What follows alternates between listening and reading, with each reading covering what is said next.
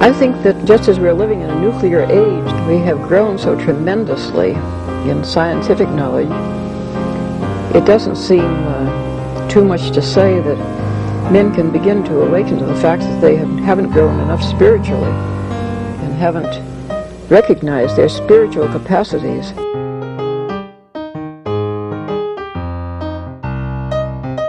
Once something like eating is death, then you've struck at the very heart of life. The enemy of the older radical theories may have been the ruling class, but today the stakes of whether we will reform ourselves into a new kind of human being, a new kind of society, whether we will find selves worth being, the stakes of it are simply life itself.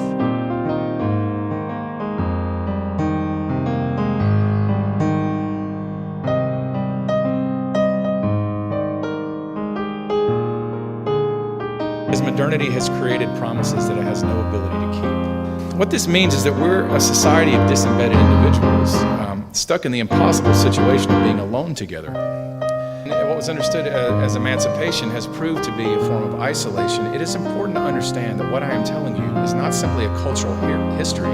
It's a description of the story that shapes every single person that you know. This is why there is a rise in mental illness. It's absolutely concurrent with the disembedding of the individual, because individuals can't constitute themselves by the very nature of the case. Subjectivity cannot sustain its own weight. We need others to tell us. But we've been given an ethical mandate by the Enlightenment that tells us that that's immoral, that nobody should constrain us. Right. Well, welcome back to another episode of Dustbowl Diatribes. For this month, we have on David McKerracher of Theory Underground. Anything you would like to add to that introduction or make sure people know about you? Well, first of all, I'd like to say thank you for having me on. It's a great pleasure to meet you and an honor to be here. And this is a nice little follow-up to having met Laurie recently when I had her on at Theory Underground. I've been getting a lot from her book, and I'm really excited to find out more about your project. But as far as my introduction goes, yeah, what more would I say? For now, I'm the thinker of Timenergy, right? Like that's the book that I published most recently. So, I look forward to getting into that a little bit. And I think it kind of relates to a lot of your interests in terms of building culture and, the conditions of possibility for the human existing in the future, but, not just existing, hopefully thriving. And the concept itself comes out of realizations trying to organize, right? And so I hear from what you were saying before we started recording, you're all definitely interested in that kind of stuff, the kinds of crises, I guess, that we inevitably run into when trying to organize some kind of change. Sure. Well, and I guess before we get into the time energy stuff, like we named this podcast in part, the concept of the diatribe is like, what is your critique of modern society? What's right with the world? What's wrong with the world? In a nutshell, just to help introduce you, what would you say to that? What's wrong with the world today? I kind of want to start out my diatribe, I suppose, by saying that I've been really working with my students in my two different sociology classes at Boise State University, as well as the students in my courses and my seminar at Theory Underground, and especially over the last month and a half, asking them a lot of different questions to try to hone in on not exactly their opinions, their direct opinions, but more like what are their conceptions of the situation, especially when we're talking about three fields in particular.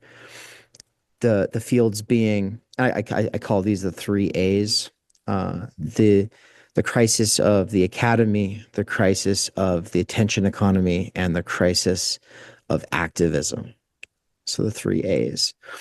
And this research, I'm going to go ahead and just put scare quotes around the word research, and then I'll actually go ahead and say it's anti-research. It's the furthest thing from research. I just don't want the IRB people to sue me. But this research that I'm doing is trying to get at the crises of legitimacy or legitimation when it comes to these very important fields. And so, one of my favorite examples is across my two social classes, which are, these 100 level classes, 80% of my students in each class think that 60 to 80% of their peers are only attending the university for a job coupon or to make friends. Right. Not for a higher calling, not for the idea of university, not to become serious intellectuals, not to become, agents of social change. It's a job coupon and to make friends. I guess with social science or anything remotely close to social science, I tend to kind of be like, okay, well, we already knew that. Like a lot of what social scientists do is they come along and they say, hey, look at this thing. We found out. And it's like, yeah, you're telling us what everybody was already saying. What's the big deal? But I guess as someone more trained in philosophy than in the social sciences, as someone who's more of a social theorist than, say, some statistician, I've just realized that it's one thing to generalize about the situation, and it's another thing to ask other people what they think people think, and then share that out. And so, in my I guess in the last month, it's been a really good conversation starter, just sharing the little pie charts that I get from those kinds of questions. But the real crisis for me, is one of scapegoating. And it's not like this typical scapegoating where people are going to talk about the ethnic other, or, I would go further and I would also say that, Democrats scapegoat Republicans and Republicans scapegoat Democrats and both sides scapegoat people who don't vote, et cetera. But I want to focus on the big scapegoat, the biggest of them all, which is the smartphone today. Everybody's like, oh, it's so distracting. It's making me crazy. And it's true. That's true. These things are not wrong, right? The Silicon Valley elite, they don't allow these phones into their schools. They don't let their children on them. So obviously there's something going on here. But also in the 1990s, families were breaking down. In the 1980s, families were breaking down, right? We can go back to Amusing Ourselves to Death by Neil Postman and think about what TV was doing, what he was seeing that made him so much more pessimistic than his mentor, Marshall McLuhan, right? Because Marshall McLuhan thought we were moving towards a global village thanks to the television. And Postman's like, actually, it's reduced everything that comes through that tube to pure entertainment, even when it's very, very important stuff. Like the message of that medium is entertainment. But, we can go back much further from there, to the 1800s. Like Kierkegaard is the one who wrote about the public, and he talked about the cycle, the negative sort of downward spinning cybernetic positive feedback loop of ambiguity, non-committal curiosity, and idle chatter, right? And it's like, this was the time of the newspaper. This was not TV. So people have this tendency to blame the medium, which obviously is an accelerator, an intensifier, and every revolution in the medium absolutely changes the game. But the whole time, that whole stretch of time, the global mode of production is job-centric, not calling-centric, not passion-centric, not human-centric or human value-centric. The mode of production is job-centric, right? And I put it that way instead of saying it's capitalism, because socialism in the 20th century, actually existing socialism, was very job-centric as well, very workerist, very seize the earth and let's just grab a hold of it and just draw out from it everything we can take. And of course, there's a lot of necessity that goes into that. There's good people on both sides looking out for their best interests, or at least thinking that they are. And there's an arms race. It's about survival, and if we don't win, then they're going to kill us. And so, of course, war kind of brings that dynamic. But what I care about is not the politics of all of it or the economics of all of it.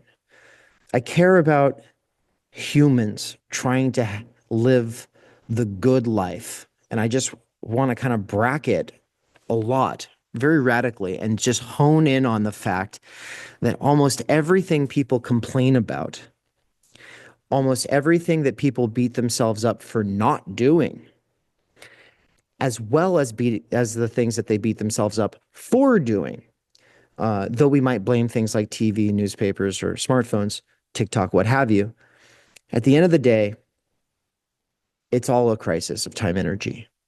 Because if you don't have, and here's the definition of that word, if you don't have large, energy-infused, repeatable blocks of reliable time available between people, then you can't do very much more than passive scrolling.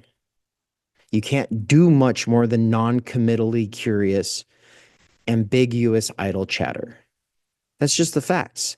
You can't build meaningful relationships with your family, with your loved ones, you can't expand that zone of interest to your neighborhood, to your broader community, to the world.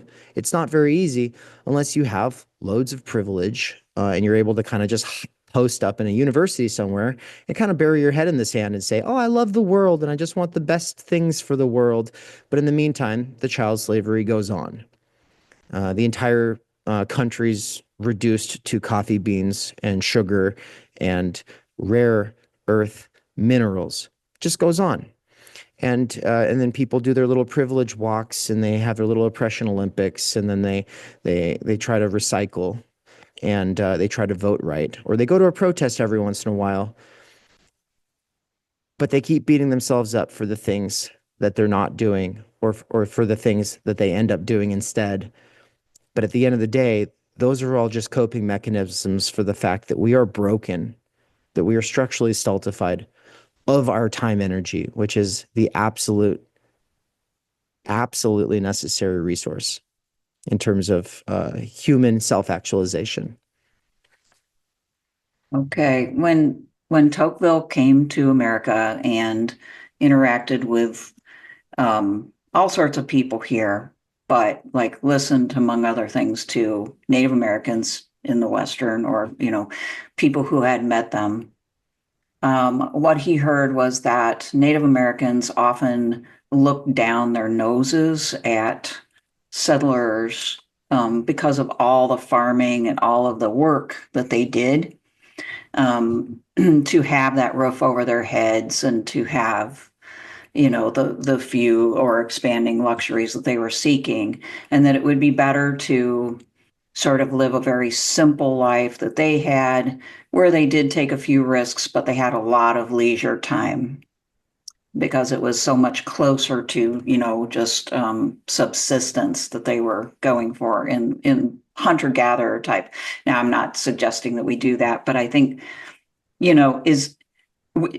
your book, as I understand it, I didn't get all the way through it, but I'm like 2/3 way through it, seems to be saying kind of like the other end of that spectrum, which is that maybe we need to like fully automate since we've gotten this far, so that we can have that same sort of leisure, but also have all the kind of amenities of advanced civilization. So is that the kind of leisure that is that the aim ultimately for you? Yeah, sort of. I think so. But with some clarification or some stipulations, because I definitely am not on the fully automated gay space communism bandwagon. That's not my cup of tea or my meme. Those people often have never really done any meaningful work. They don't find fulfillment in meaningful labor. And I do. And not only do I don't really matter. I'm a social theorist. What matters here is that large swaths, if not all humans, need meaningful occupations, right? And I kind of leave it between large swaths of humanity and all of humanity, because I don't know. I don't want to be too broad here, but it does seem true. A lot of people who hate jobs have only worked these meaningless, alienated jobs. And I guess there's this question I'll set off to the side for now about, like, well, is it pure ideology, this idea of the calling, of the occupation that is not just a career, right? Like, well, let's set that aside. And I'm just going to go for now and assume, yes, there are meaningful and real callings that actually people get turned on to, like they get sparked. A flame comes alive and it gives their life meaning and passion, and it makes them something that they couldn't have been otherwise. And they bring something more to the world and to others, and everyone appreciates it because they're spreading that passion. I think a lot of the careers that are noble in name are noble in name because they're like these primordial occupations or these primordial callings, but they get captured by these institutions. And so Illich would, talk about the difference between convivial and manipulative institutions or tools. And Andre Gores takes that a little bit further in his Farewell to the Working Class, which is a super interesting work. Now, what I really like that he does is he talks about the sphere of necessity, and he talks about like heteronymous labor being this thing that's necessary for dealing with necessary labor.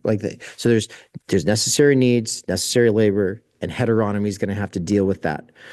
And then there's the realm of freedom, or you could say autonomy or cooperation. Like autonomy and cooperation are not quite the same thing. Cooperation, you kind of give up autonomy because you're buying into working with other people.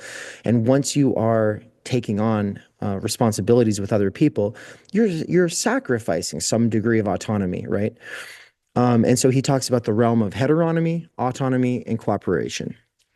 But like in genuine cooperation would only come after you have entered that space of autonomy, so you can make the choice to be cooperatively engaged with these other people.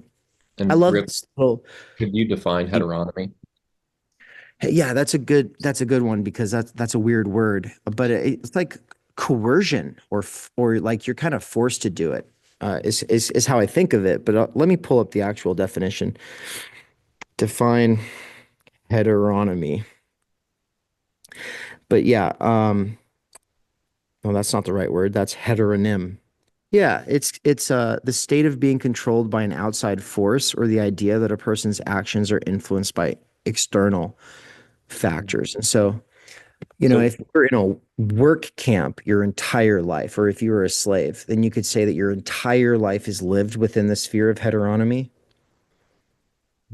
Like I'd say most working class people live their entire lives in the sphere of heteronomy, that they think that they get outside of it after work. But of course, because they are exhausted, they have really nothing but garbage time or a kind of energy that can't really be harnessed towards their higher human capacities.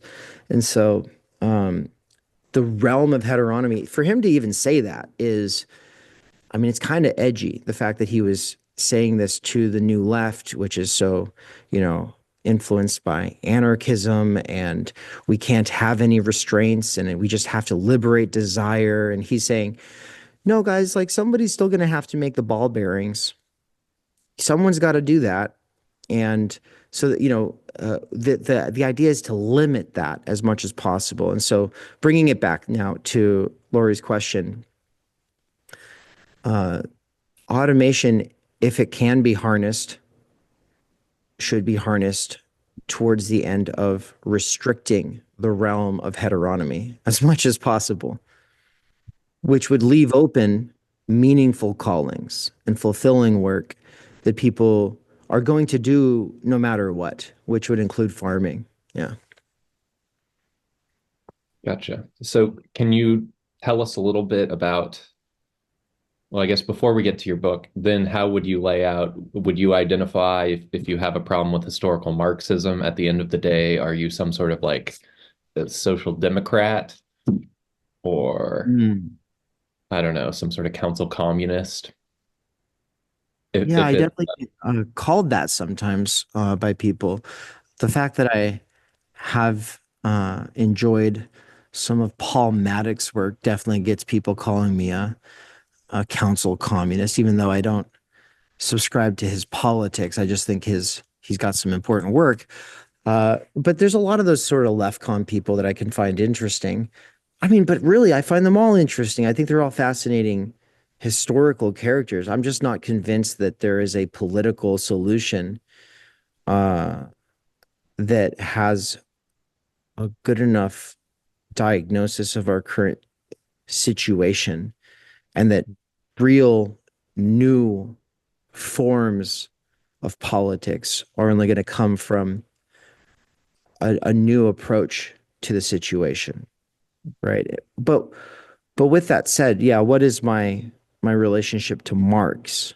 That's worth dwelling on for a moment. So I'll just say out the door, I'm not a Marxist because I do not believe in the dictatorship of the proletariat. And for people who really like to gatekeep that term and have these long conversations about whether you are or are not a Marxist or you're the right kind of a Marxist, I just like to lead with, well, I just don't want to play this game, and so I'm not one. How about that? Deal with it. Right? It's like I would prefer not to, but I can't think outside of relation to capital. And I've read Volume 1 a couple of times. I've read Mihail Heinrich's Introduction to the Three Volumes a couple of times. I've read a bunch of other secondary literature, and then I'm always trying to go back to the three volumes, and I'm one of those weirdos who just lives his whole life underneath the shadow of that stack of books, and is always like trying to think, okay, so capital, the accumulation of surplus value, the mobilization of labor power by capital. What does that actually do to people, right? And I'm very influenced by young Marx and that part of young Marx that continues in old Marx, which is like that part that cares about alienation, alienated labor. In the Grundrisse, there's a parenthetical where he says the only difference between the worker and the slave is that the worker during the good times in capitalism can at least like attend lectures in the evening and spend time with his children, right?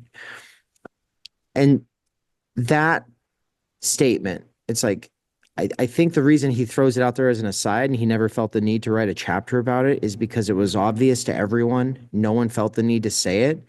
But 100 years later, Marxism very quickly had just completely lost the plot. I think part of the reason being a sort of a leftoid resentment, right? Like just actually resentment against anybody who's not doing the most mundane or menial forms of labor, anyone who has anything nice. There's always like that sort of leveling tendency. There's a one approach that says, let's lift everyone up. And there's the other approach that says, let's tear it all down. And I've never been one of those tear it down people. And I don't hate the bourgeoisie. I don't hate the PMC. I don't, but my biggest hesitation with Marxism when it comes to the dictatorship of the proletariat is that it becomes a thought and movement terminating cliche because it presupposes we know everything that must be done. Now, of course, there might be disagreements about the means for organizing that dictatorship, but what I'm getting at is that the proletariat got fractured geopolitically. Like it's not, it's like, it's one thing in London when you see it everywhere. It's like the proletariat, there it is. It's another thing, a couple hundred years later, when it's been fractured and divided up and hidden away. A lot overseas, but also, like where are the factories out here in Idaho? they're not in the center of the city usually. Like they're usually, 40 minutes outside of the city, right? Like the proletarian, if we're being, and that's the thing, is some people will give me grief for this. They'll say, well, we're talking about the working class in general. Cool. But if you read the Principles of Communism by Engels, he's pretty clear that there's different kinds of workers, right? And or if we were to talk about the 18th Brumaire, when Marx is talking about how the peasants are kind of like a class, but they're also kind of not like a class, right? They're kind of like a class because they all have like this similar culture, they based on their mode of production or their position within the mode of production, their relations of production. But he says that they're like a sack of potatoes, right? And he says like you can't organize them because they're too spread out, right? And you look at State and Revolution by Lenin, and he's talking about the industrial proletariat is like being welded into this like unified, highly disciplined force to be reckoned with. And of course, it's kind of crazy that he's saying that because he's thinking development will go that way in Russia. He's just kind of basing that off of his time elsewhere, that everywhere but Russia. And in reality, he thought that the party was going to have to fuse those people together. Like we kind of have to jump ahead and do the thing. And it's like, yeah, well, the thing that you're doing creates a lot of resentment. And if I was one of those workers, I probably would have been, sent to the gulag pretty early because I have a problem with being told where I'm going to work, how long I have to work for, right? Like it's not going to go so well for at least a person like me. Maybe if I'm on the committee, I'll be all right for at least a little while until someone has me shot. But Marxism becomes this big argument about history. It becomes this big argument about the interpretation of texts. It becomes dogmatic about these old categories being copied from old conditions and then pasted onto the new situation. And I say all of this without having any idea where you both stand. And I really, the whole time I've been talking, I feel like I'm just digging myself deeper here because the fact is you and your audience might just love the dictatorship of the proletariat and think it's our only hope. And I'm over here like I don't know. I've definitely gotten in trouble for saying these things before, but this is absolutely what I believe. And it comes out of a serious attempt to organize with Marxists over the last 10 years. We're not dogmatic Marxist. I mean, we are also like we have a little bit of a Catholic bent. So our approach is definitely a little different, but much like you, we've learned quite a bit from Marx's analysis of capitalism, like that's good stuff. But I think we would both agree the categories have changed and it's basically a quagmire you can get stuck in and then become not very effective, I guess. I don't know. I'm speaking for myself. I was going to ask you kind of along those lines of like the class idea.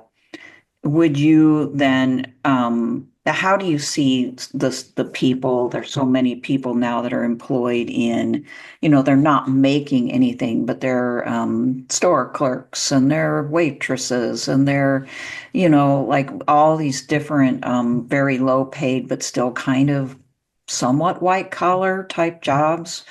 I mean, would they not be sort of like the modern working class or part of it? And is that part of the problem that they're so dispersed among so many different sectors of the economy that they couldn't be organized or have a unified, coherent vision? Mm-hmm. Well, I mean, they're definitely working class. I'm not one of these post-leftists who's out here talking about how it's the blue-collar workers and the petty bourgeoisie. We got to organize them. That's the only hope. I'm not saying that. And, then they like to dunk on the Starbucks workers while saying the truckers are the real workers. And it's like, okay, there is this part of me that kind of thinks that trucker is a bit more important.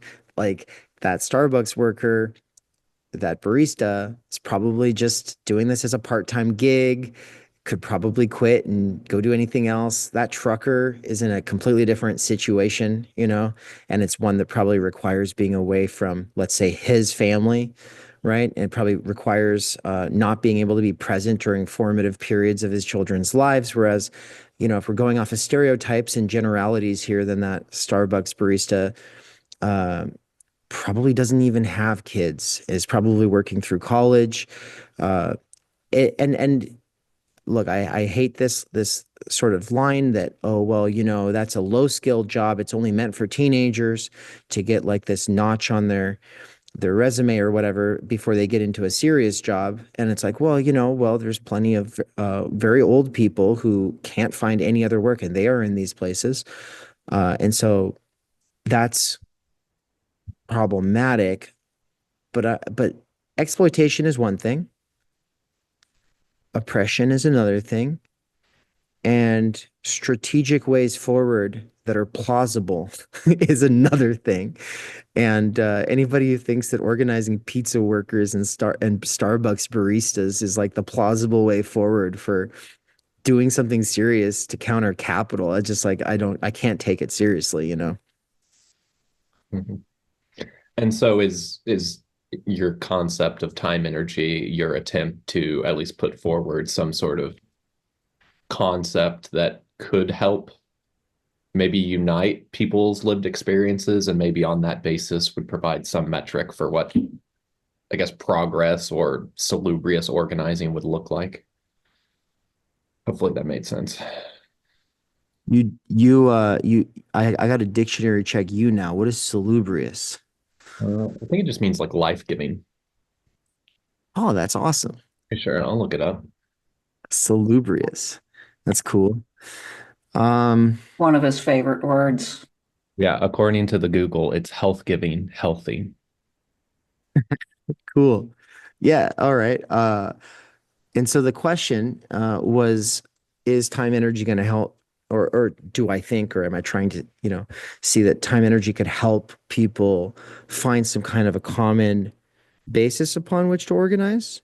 Mhm. Yeah, I would say so. In fact, I like the way Todd McGowan put it in his blurb on the back of the book. He said something along the lines, I don't have the book handy right now, but he said something like, the nice thing about time energy is that it's what everybody lacks, right? Like it really does get us in. He loves that sort of universality of like not what we all have in common, but like what we all lack, which obviously is in a sort of sense in common, but the structural stultification of time energy, like if we're going to be talking big words, stultification is one of the ones that I really like to defend using, right? Because it means a person or a process dumbed down due to mundane or menial repetition, right?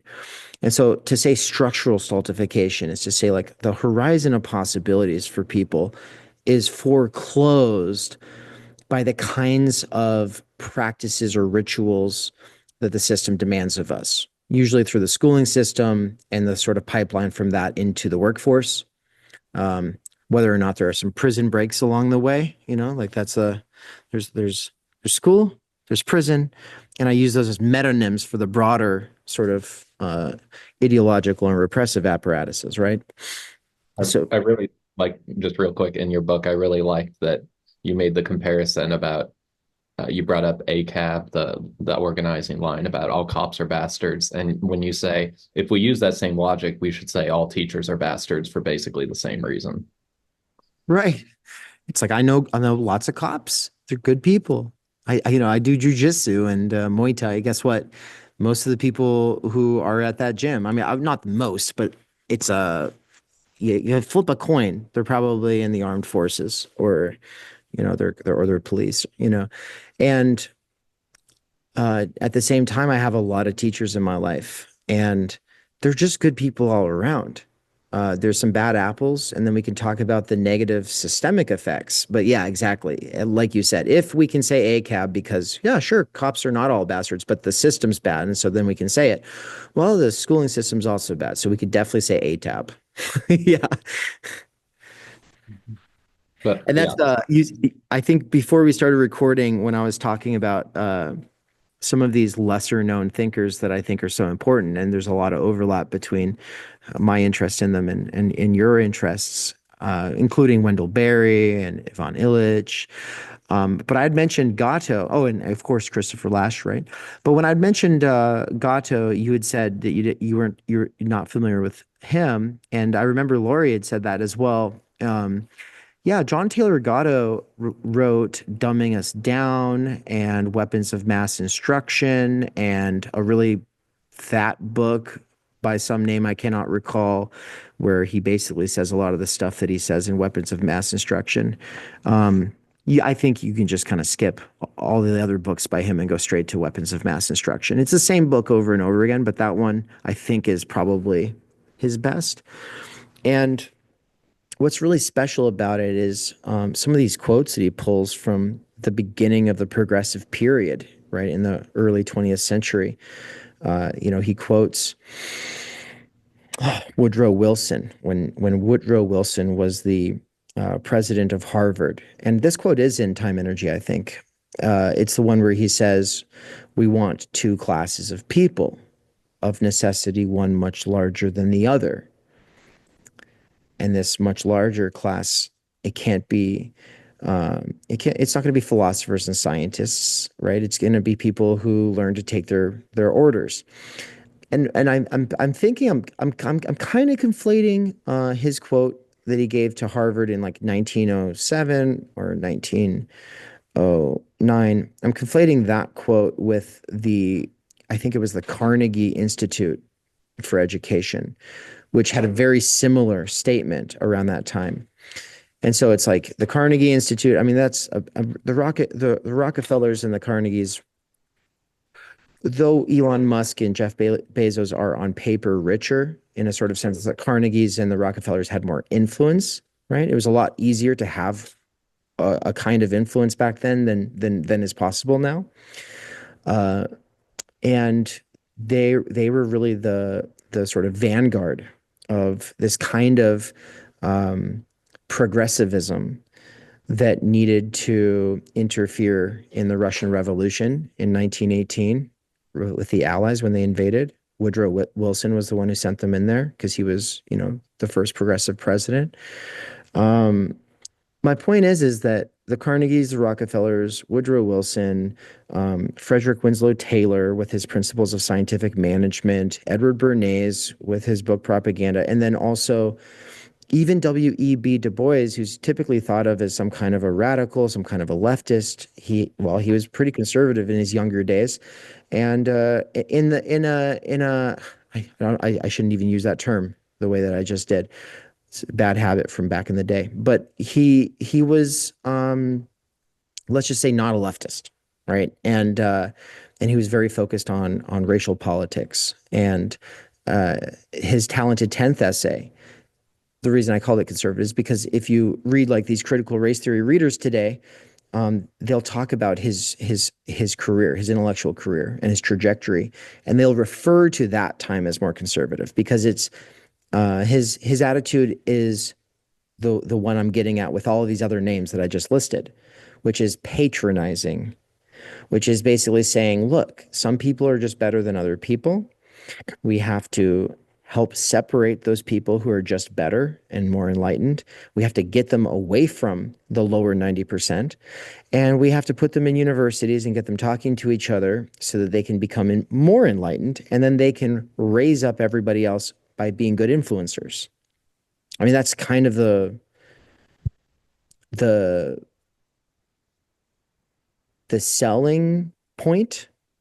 The sort of ideological selling point. I mean, the other side of it being straight to capitalists, like, hey, by helping create this class of mediators, you'll save a lot of money and heartache by preempting working class rebellions. You can get ahead of them and make it so that they don't even happen in the first place, right? They were looking at a lot of the ruckus from the end of the previous century with the Farmers Alliance and the Populist Party, and of course looking at Europe with all of the anarchists and socialist organizing, and they were just like, we can't just keep paying Pinkertons to come and beat people up and break these strikes, right? Like I'm in Coeur d'Alene right now. We just traveled here today. And in the section of The Fear of Falling by Barbara Ehrenreich, where she's talking about the ancient antagonism, that's the name of the section. She talks about how there was a miners' strike here in Coeur d'Alene and how I think she's critiquing some authors who are saying something like, "Oh yeah, things were so great at that time. Labor relations were so wonderful." And she's like, "Yeah, what they leave out is like that miners' strike. A bunch of miners got shot, and then some of the miners came back and threw dynamite down the shaft, and it killed some of the security guards. Like this was just, this is probably like 15 or 20 years before my parents moved here when I was a little kid, and so." That kind of stuff creates a lot of solidarity, right? When people come and they shoot at you to break up a strike, what could create more solidarity, right? Like if they started shooting at the three of us, of course it's going to bring us closer together. And the strategy that Frederick Winslow Taylor and the likes of Woodrow Wilson they had going for them was this this realization that the advanced workers in factories could be replaced by college degree having people. So typically an advanced worker was somebody who had done every aspect of the operation over the course of 20 years, built trust with all of the other workers who really knew what they were doing. And so at that point, when an advanced worker says, "Hey guys, let's step back. Let's just step back, lock arms and step back," everything grinds to a halt because those guys know what they're doing. But when you replace those people with college educated elites or, the lesser form of that, that comes out of the state universities, then, like me, let's be honest, I'm talking about people like myself, then it makes it a lot harder for labor to organize outside of some of these like teachers unions or police unions. Mm-hmm.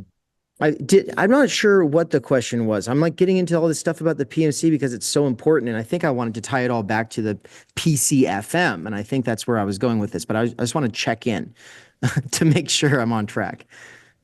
Yeah, I mean, I think it started with, are you hoping Timenergy is this concept that kind of universally speaks to people? Thank you. Yes. I said that I kind of bracket out politics. A way of saying that is that I am a political phenomenologist, which doesn't mean I just describe politics, right? I think people often think that phenomenology means just describing things the way that they appear.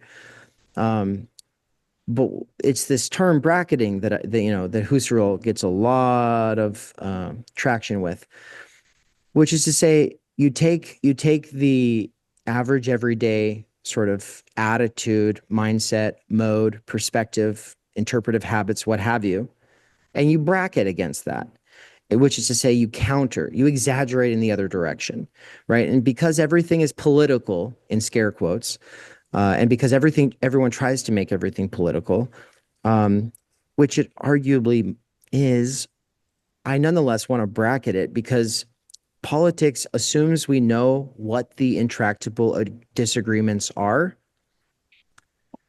right? It assumes that we know what the intractable disagreements are. It assumes we know what the situation is, and it tends to assume we know what should be done, right? And it doesn't usually have the self-awareness that that is an assumption. It's instead just, it is this way. And so I've been in a period of what I call moratorium since 2020, right? So Super Tuesday, Bernie folding, the whole field folding into Biden, and then Bernie taking that back seat after South Carolina. I was like, okay, I'm done, guys. I can't keep doing this. And it was partially because of the rioting and the looting and the people saying, well, see, this is the revolution. This is what it's going to be, and I just couldn't see any hope in it. And I already lost some of my more rosy-eyed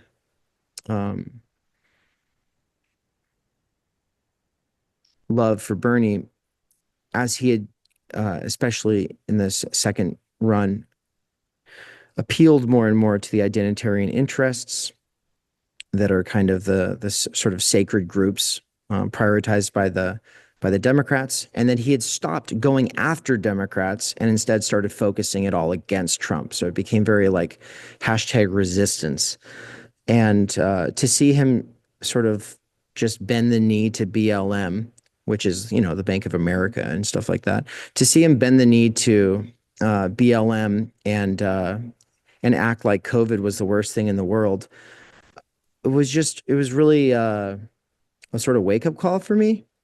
And I guess anybody who knows much Marx probably is rolling their eyes going, see, Dave, you really are a sock dem.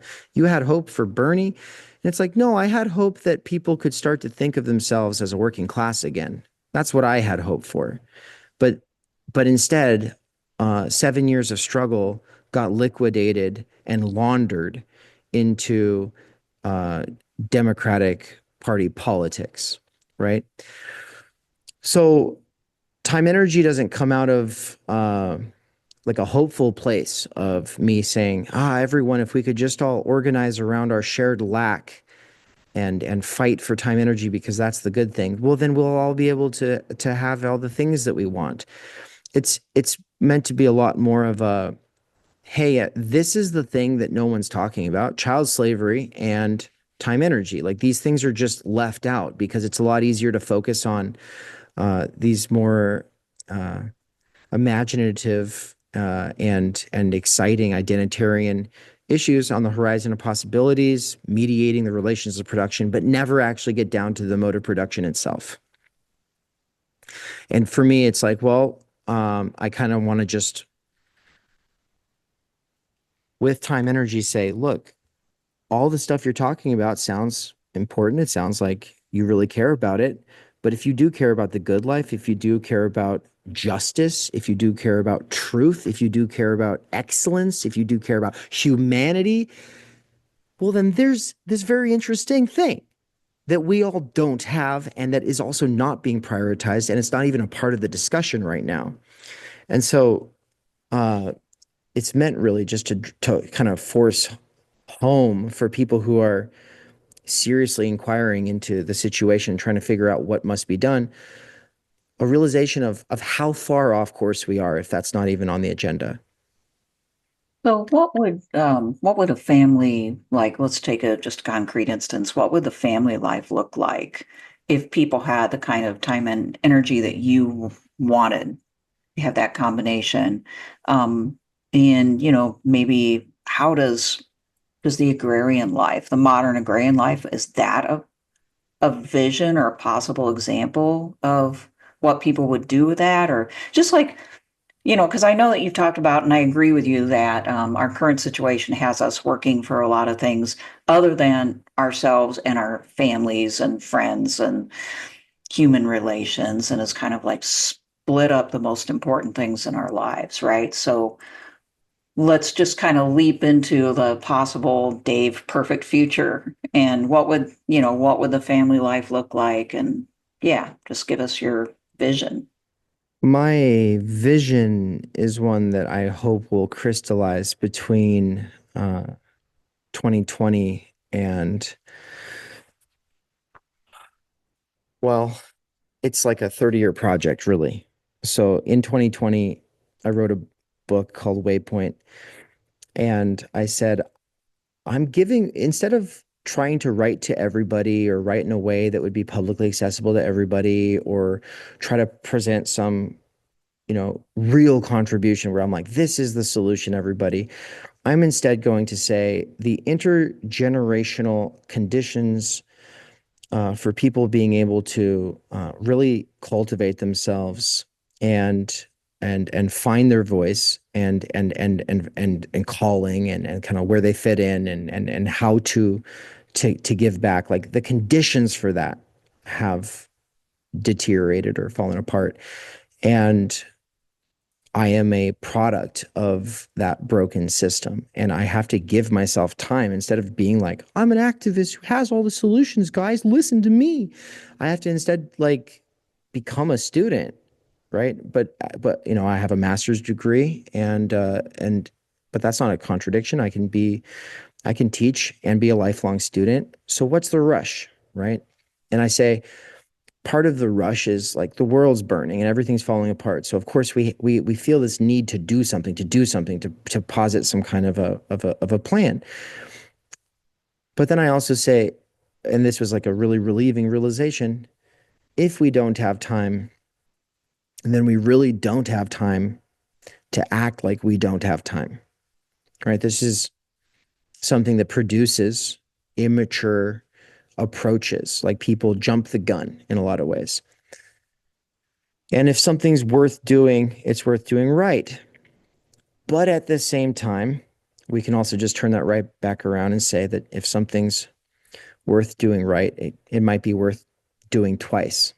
And so maybe you should just try to break it as quick as possible so that you can figure out what to do better next time, right? And so I'm kind of always torn between those two approaches on any given project or idea. But what I said was, I'm going to give myself 30 years to write to people who will be 25 years old in 30 years.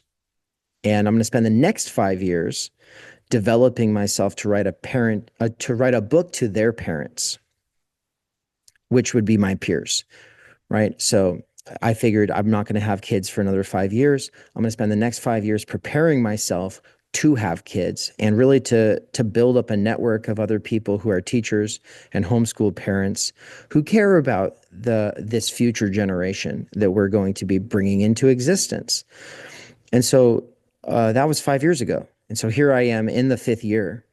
I have to write this next book, that is to those peers, really parents who kind of are a broad swath of humanity because they're not all my age. So just this swath of humanity who is going to be having these children. And so what does it look like to nurture children when you are aware of the importance of time energy? I think that's what you're asking. And towards the end of my time energy book, I do, I think the chapter's title is something like, is homeschooling the answer? And my basic take on homeschooling is it shouldn't be easy to answer that question, because every house is different. Everybody's situation is different. Everyone's talents are different. It probably doesn't do much harm for a lot of people to be homeschooled, but also it can cause a lot of harm for all kinds of reasons we could get into. But one of the bigger problems outside of lack of socialization and super insular families and blah, blah, blah, is the way that the schooling system gets reproduced in the actual household. So that, I use the example of this girl I knew who she really wanted to learn video, like how to make video. And her parents were, they're homeschooling this family, and they were like, yeah, you should teach her. She really wants to learn.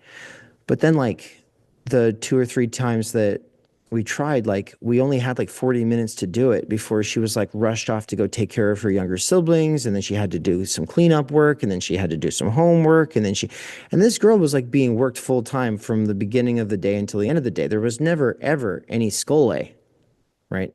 Skole being the root for school that means leisure, the active leisure. And I think that this is part necessity. The mother of that household was just super overwhelmed and overworked and had a lot of stuff to do. And so I'm not blaming her. But that is kind of what homeschooling often will do, is it means that a mother ends up doing a lot more than just being a mother. She's also the principal. She's also teaching multiple subjects. She's potentially running a homestead, right? So it's like, that's a lot of jobs. And I really do like the idea of homeschooling co-ops. I think Catholics are especially good at this, from what I hear. Like they're a lot better about doing homeschooling co-ops than a lot of these Protestant sects of homeschoolers. At least that's my impression based off of conversations with people throughout the last 20 years. So what would the ideal future look like? I mean, I'm moving to a farm this year. It's back to my parents' farm. They're entering their 70s. My wife and I want to take the farm over and have children starting next year. And so, you know, we're really excited. And I know we showed you a little bit about that when we had you on stream. But the research questions are myriad, and you know, it's a work in progress. And I have provisional ideas for large scale structural change, but I also don't really think my opinion matters that much right now. Like, people aren't lined up out the door asking me what to do. You both are here asking me. It's very nice of you, but like, it's not like kings or emperors care about what I want. And there's no democratic process that I can think of that's working in this country that could execute the kinds of ideas that I have. So I'm kind of just looking ahead, you know, and I think it's a kind of a standard progressive move is to say the future, the children of the future, they will save us, right? But usually they're thinking about like children like immediately and students immediately. And of course, students is like this rotating door, constant turnover. You know, if you're at a university, you keep getting older, but they all stay the same age, right? It's that interesting thing. But I'm talking about like interpolating a specific generation and really developing ourselves to work with it. I don't know. It's kind of a different approach. And on the one side, there's the farm and sort of local focused kind of work.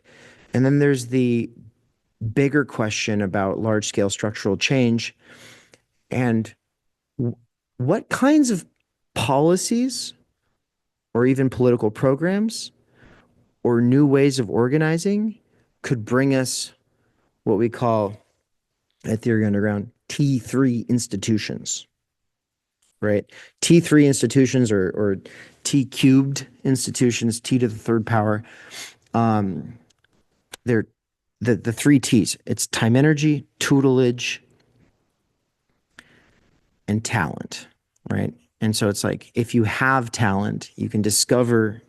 No, if you have time, energy, you can discover your talent, and it can be cultivated under the tutelage of others, right? That's the basic idea. And of course, that's the idea of school, like the dignified sort of noble idea of school.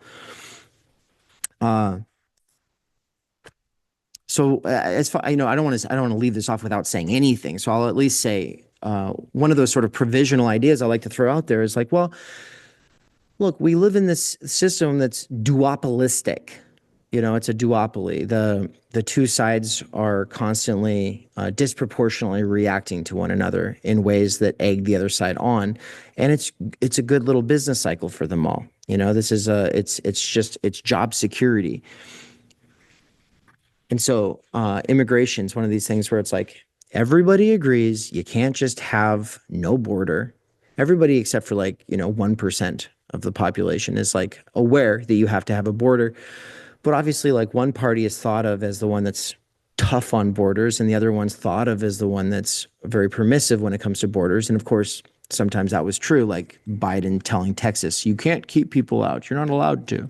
It's like, okay, well, the back and forth over guns or abortion or borders, these kinds of back and forths, I call them forever issues. And I'm not saying that they have to be forever issues, but they're framed in a way that makes them forever issues.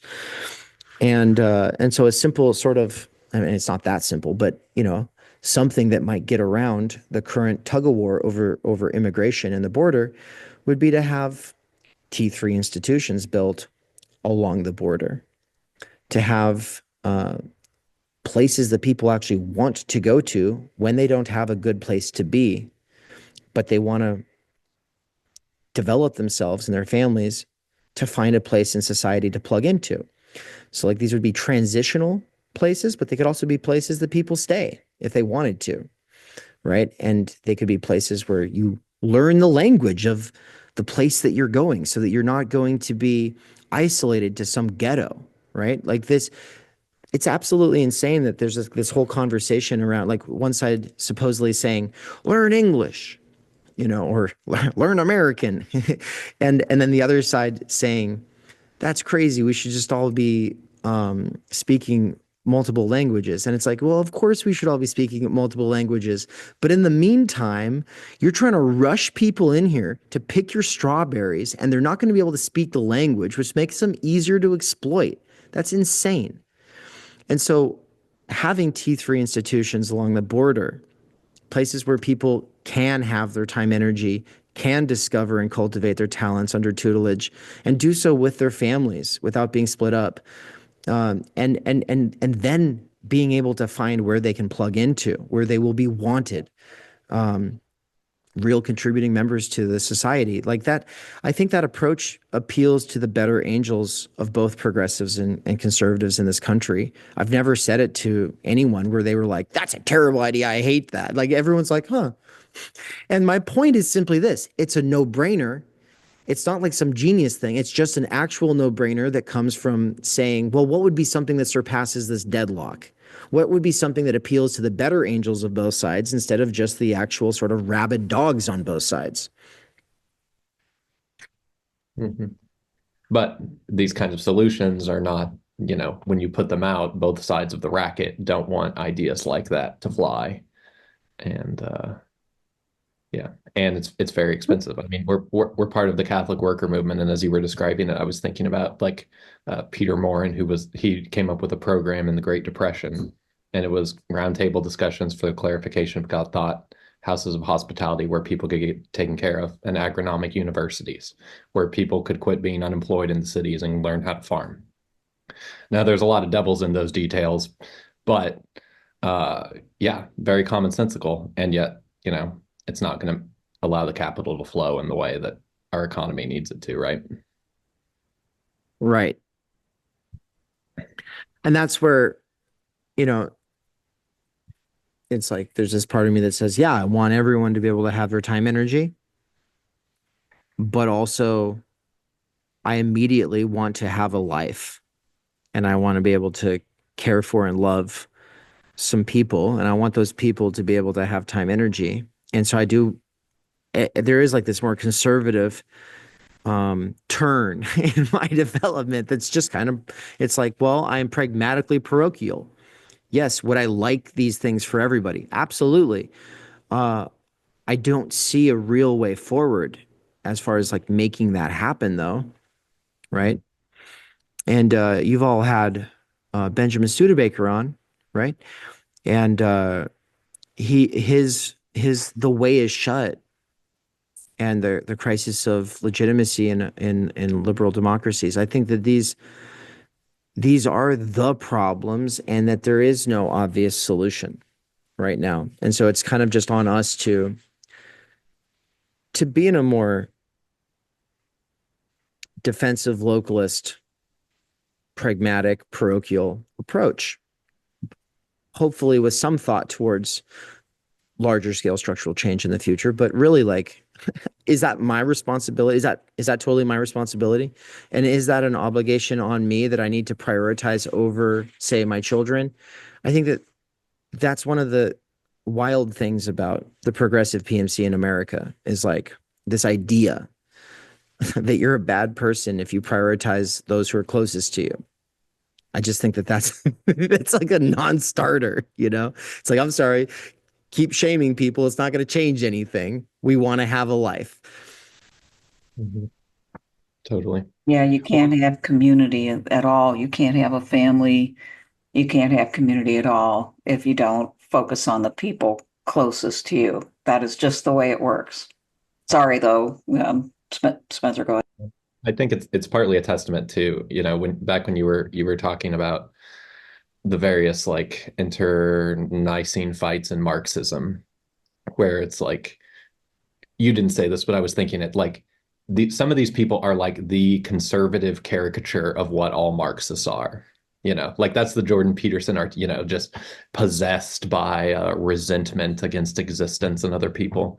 And similarly, yeah, part every once in a while you run into these people where like they claim they love humanity, but do they even love their family or their neighbors? They probably don't. And then really makes you wonder, do they love humanity?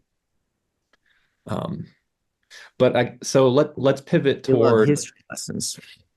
yeah, they love school, they love teachers, they love social workers, hate cops. Uh, yeah. Um, so I guess let's transition to talking about farming. And how does your interest in time energy and all of the critical theory, how do you square that with your interest in agriculture and localism, I guess? Yeah. So I'm kind of the prodigal child in a lot of ways. You know, I was raised on a homestead by a pioneer woman who's got uh like she runs on grit and has unending respect from every woman who's ever met her, right? My mom is an absolute powerhouse, and she's very iconic. You know, she's a very small woman and she's just a powerhouse. You know, like when I think of her, when I was growing up, I think of her rototilling while pregnant, like 8 months pregnant. She's out there rototilling, you know. I think of her like I think of her uh like we had this it wasn't a was it a goat? What was it a goat or is it a sheep? I think it was one of those black belly ones, and it's got the big horns. We named it Buckwheat. It was an orphan, and so we raised it, you know. But it was way too friendly with us because we raised it from a small age, and that it liked to run up on people and smack them real hard with its horns. And I think my mom was like 8 months pregnant when she turned around because she heard something and got smacked right in the stomach, you know, by this thing. And it had come running across the whole property. And so I just say all of the, you know, also one time that thing attacked me and I wrestled it and I won and I was so proud. But like, you know, outside of little stories like that, I was the person who chopped the chickens' heads off. I moved the cages that were invented by Joel Salatin, you know what I mean? And I hated it. I did not like cutting chickens' heads off, and I did not like living out in the middle of nowhere. I didn't have any sort of romanticized relation to nature. Uh, at least not after we moved there. Like when I was living in California at the age of 5 years old, when everyone was talking about it, I imagined that we would have a river and that there'd be other children and, you know, all these different things that just were not true. It was a lot more isolated and desolate. And there were trees, but they were like jack pine. It's not like it was a really amazing part of some forest somewhere. It was more like a part of North Idaho that most people would probably not even notice as they drive by. Um, and so I frame myself as some kind of prodigal son here because somewhere between a couple years into college and now, I really uh, started to think more and more about regenerative agriculture. And it started with permaculture, and it started with sort of a post-colonial, anti-settler, more like left-coded, you know, way of thinking. And eventually I read The Unsettling of the United States by Wendell Berry, and that was a huge, huge factor for me. I read a little Vandana Shiva, that unlocked some stuff for me. And it just made me like really realize, wow, my mom, she's she's on to something, you know, and she has her own reasons for why she does what she does. Like that, you know, she'll say why she does it, but then like at the end of the day, there's like the way we rationalize things, and then there's just loving doing this thing. And I think the reasons have changed over time, but it hasn't changed the fact that she loves to take something from nothing and make it something special. Whether she's talking about a flower garden or a hoop house full of tomatoes and peppers, it doesn't matter. She likes to she likes to make the world a better place.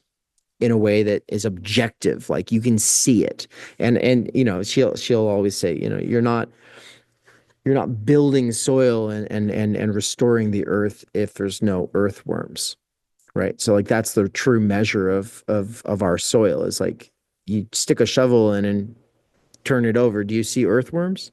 And she goes, yes, on this property. Yes, you do. Because we're not just growing one thing, we're growing a lot of things, and they do rotate. And the chickens do come through and do all the things that they're supposed to do. And they get to live out their telos, or their essence, right? And so I think that's all very special. I met Joel Salatin. I brought him to Boise State. My mom came down from North Idaho for that. It was a special event. And I met a lot of cool people through doing that. I was doing stuff with the local eco village, and I was, if you had talked to me back then, it was all very optimistic and very like, oh, community, and we can all just do this together, and it's all about uniting the life of the mind with the work of the hands and building soil and building human culture, right? And of course, like, I think that part of me is still there, but I'm a lot less optimistic, or a bit more cynical, jaded maybe, because of attempts trying to organize and realizing, oh, people really like to show up and talk a lot and make a lot of demands and have a lot of ideas and do nothing outside of those meetings. And then, so there's the people who do so it's like there's people who do 90% of the things that they do outside of meetings. And then the meeting is really just to get on the same wavelength with other people who are getting stuff done. And then there are people who think that the meeting is the point, right? And because I was very egalitarian, I was very like ideologically liberal in a way that I couldn't have even said what that meant at the time. I really just thought, yeah, we're all individuals and we're all equal, and democracy is the way forward. And because we don't want to be bad and hierarchical, I was like kind of swept up by all of that stuff. Yet at the end of the day, I was the one always left holding the bag, right? I mean, not at the eco village. There was a person who was always left holding the bag at the eco village. So I was doing the things that I was doing, trying to organize what became the Victory Farm Center for the Humanities. And then there was this woman whose name I'll just leave out for now. Let's call her Gracie. And so Gracie, she's the eco village person, and she tried so hard. Because I knew her for years, and so I watched her try so hard at the same time that I was trying so hard to make things horizontalist, to make things democratic, and it's just so exhausting. And for what? Because Thomas Jefferson said that we're all created equal, now we have to organize a different way. I just don't understand. Like, I'm pretty sure that there are people who show up for the meeting, and then there are people who are leaving the things that they're doing, 100 things that they're juggling, to be at the meeting. And the thing is the kind of people who are capable of getting a lot done, they get weeded out from the process really, really, really, really quick when they hear these people just yapping. And it's like, I don't think I was very attuned to it yet, but now I'm a lot quicker to be like, oh, you're not going to do anything. You're just here to talk. I can see that. And so nowadays I try to set up effort buffers and cool downs, right? These are organizational concepts that I just use. Like, I'm sure you probably have your own words for something similar, but the point is like, if you don't set up effort buffers, then everybody just has instantaneous access to you, or they think that they do. An effort buffer says, well, you're going to have to do something. You actually have to do something before you get to me. And so, I mean, an application is a bureaucratic effort buffer. But if you were, say, running a farm, it could be like, we're not going to have an interview. Here's a shovel. Now just do the bed, like get the bed turned, and then we'll see how that goes. There's graduated senses for the term effort buffer, and then a cool down is just, people come in really excited, and then if you put them on cool down for a while, and then they're still excited, and they're still there for it, well then great. But what tends to happen is we overestimate our abilities. And in the book, I use that example of the kid at the buffet who just stacks the plate, little me. I'm like, oh, I'm going to eat all of this stuff. And then I'm like halfway through the plate. And then I'm like, there's no way I could finish this. And then the parents, you're going to finish it, And it's like, oh, I definitely overestimated my capacities here. And so I'm not trying to blame the people who show up and just talk and can't follow through on actually getting things done. I'm not trying to blame them. And maybe I should. Maybe I should bend the bow back the other direction and actually start blaming them. But my tendency is to not blame them. My tendency is to say, people, their heart is in the right place. They really do want to make the world better, and they get really excited. And so then they overcommit and they underestimate their actual time energy lack. And, like New Year's is a great example of that. Everybody makes their New Year's goals. And when you're looking at the calendar, you're like, look at how much time there is in the week. But then once you're actually in the week, you're like, oh, I'm exhausted now. Like I'm just actually exhausted now. Right. And so then you have to change the whole schedule around. And there's just these certain points in the month, in the week, in the year, when you have like this surplus energy. And from that point, you project into the future, make a bunch of plans. But then, of course, that energy, like it's not reliable. And so you don't have time energy. And what ends up happening is it all falls out from under you. And so I'm trying to say, I'm not blaming people. I'm saying that's what's going on with them. And sure, to some degree, there are things that we can do as people, as individuals. And maybe that's a whole thing we could get into with this conversation. But for now, I just want to say, yeah, my assumption was, and to some degree still is, like, this is a bigger structural issue with people having to prioritize necessary labor. Mm-hmm. Right. And I think the term you use in your book is like imagination stomachs. That Yeah. buffet thing, people imagine they're far more, and I'm very guilty of this, imagining I'm capable of accomplishing a lot more than I'm capable of doing, as it turns out. I think there is I think you make an excellent point that part of the problem is the context that we're in. We don't have as much time and energy as we need to actually like really devote.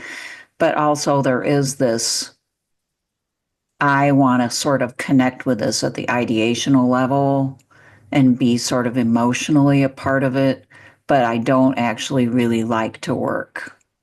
So there's that too, I think. Like I resonate with your, that point you made about, I mean, I don't know, like if you find somebody who's willing to like use the shovel, right? Then that might be somebody that you can work with, right? And yeah, that might be there for more than just that meeting. So that's important because I recognize both, but for a lot of folks, like they get into this because it is kind of romantic on the surface and it sounds wonderful. And if only we could do that, but then they've never really encountered what it takes to do it. And when they do, they're like, but that's not for me. This is why I think some more unapologetically normative discourse is necessary. And so I've only really started owning that realization more recently.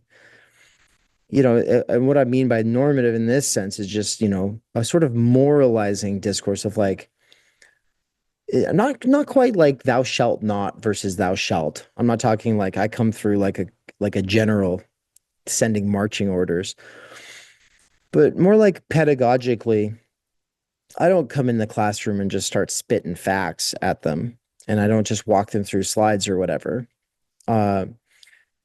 Usually I know what concepts I'm thinking I want to convey, but then I also work with the room, and then I work the room. And sometimes that means that I take a table and I throw it if I need to. And I do. And I do all kinds of like weird antics to just make sure I literally have everybody the whole time, right? Now maybe I'm painting a picture that's a little too extreme. It's not always like that. But it's at least with one of these classes, it's really working. I've got like 20 students and they're all attending and they're all doing all the homework. There's not a single one of them that's not doing the homework and that's not attending. And then they stay after. Like the whole classroom stays like 10 minutes after, which is wild at Boise State. But what I mean with this like more normative discourse is like I've started to kind of talk about our worm selves and our reptile selves versus our higher human capacities, right? Like this is like a way of talking about the fact that we are in part animals, and we have a lot in common with worms.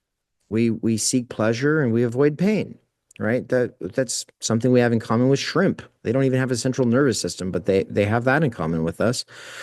Do you think they like pain? No, obviously they do not like pain. Are they conscious of it the way we are? I don't know. Ask a philosopher of consciousness. But we at least can say, yeah, like they pursue pleasure, they avoid pain.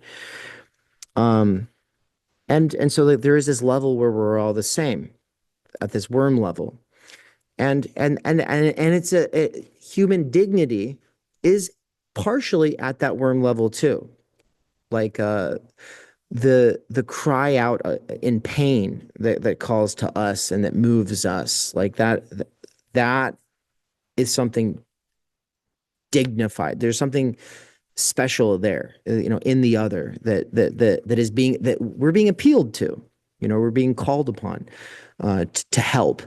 And so I'm not saying that the worm is disgusting and it's the worst thing ever, but obviously we're more than just that, right? And so it's like media, advertising, and the state, politics, business, all of these forces are converging on trying to appeal to our worm selves, right? So that we're constantly being gamed at the level of fear, but also like, ooh, desire. You want this now, don't you?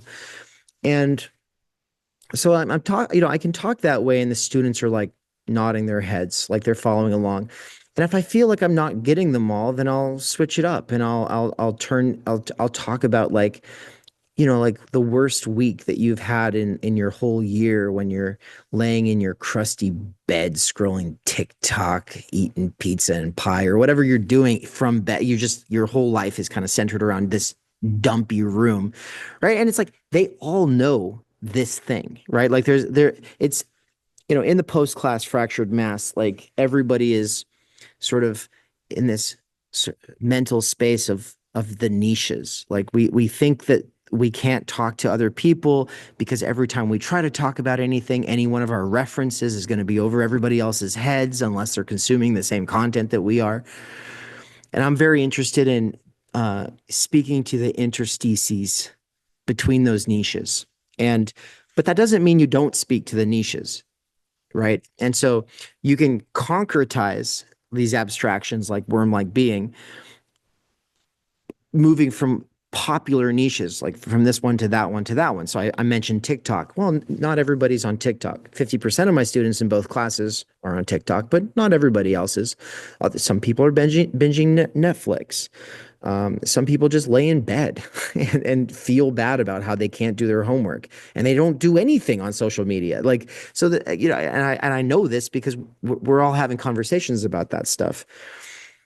But the reptile self is the part of yourself that can prey on the worms. And, this is what it means to become an exploiter as opposed to the exploited. Now, I like Wendell Berry's distinction between nurture and exploitation. And, his point is that divide exists within us all as well as between us. And I love how he goes there instead of like, oh, it's oppressed groups versus oppressing groups. So, this was supposed to be some kind of a correcting measure against the New Left's way of framing everything in terms of oppressor versus oppressed. I don't think they ever got the memo, sadly. But this point about exploitation versus nurture, well, your worm self is exploited by your reptile self, right? The question is like, do you have higher human capacities that are not reducible to worms and reptiles. And of course, people start thinking about it and they're like, of course I do. It's like, well, what are the conditions of possibility for nurturing those higher human capacities? And where I like to go is this whole conversation about solitude and solicitude. Maybe we'll get into it. But I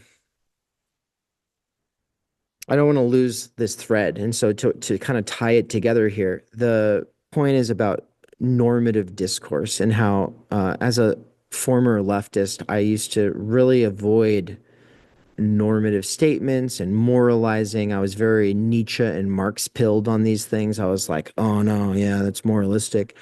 And it's like, no, but these students would coast through, a lot of them would coast through life until things just fell apart eventually. If somewhere along if not for the fact that somewhere along the way, someone throws a bucket of ice water in their face or figuratively slaps them upside the head and says, hey, you there.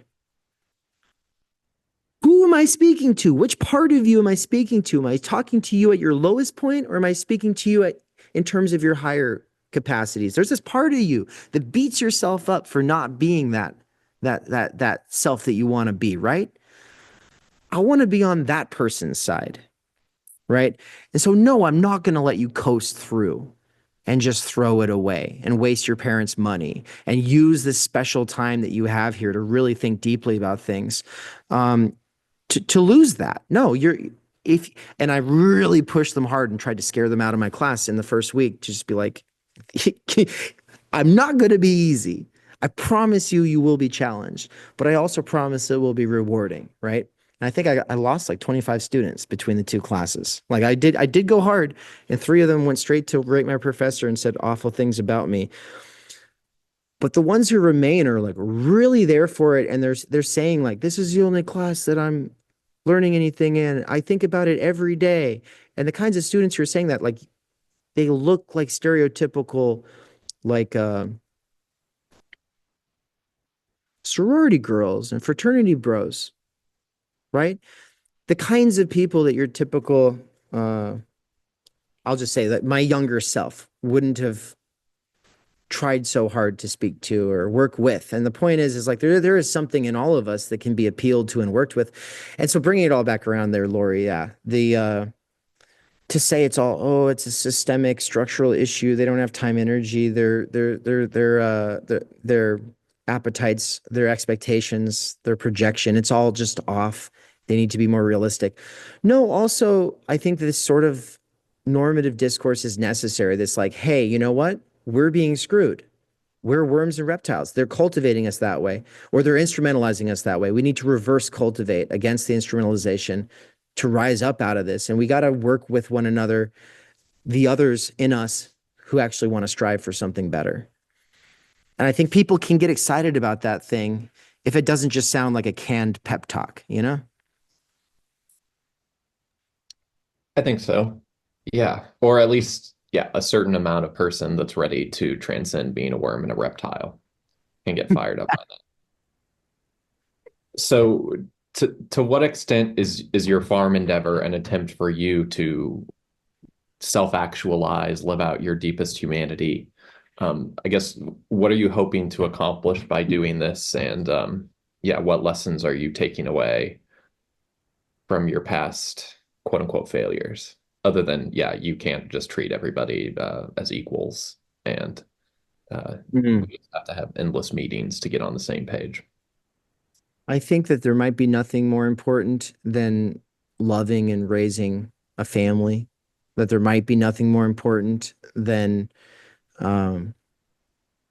having children who will constantly defeat your projections, your expectations, and be completely different than you imagined, and being able to love them in a way that you can't love other people's kids. Like as a teacher, you can't love other people's kids the way that you could love your own kids.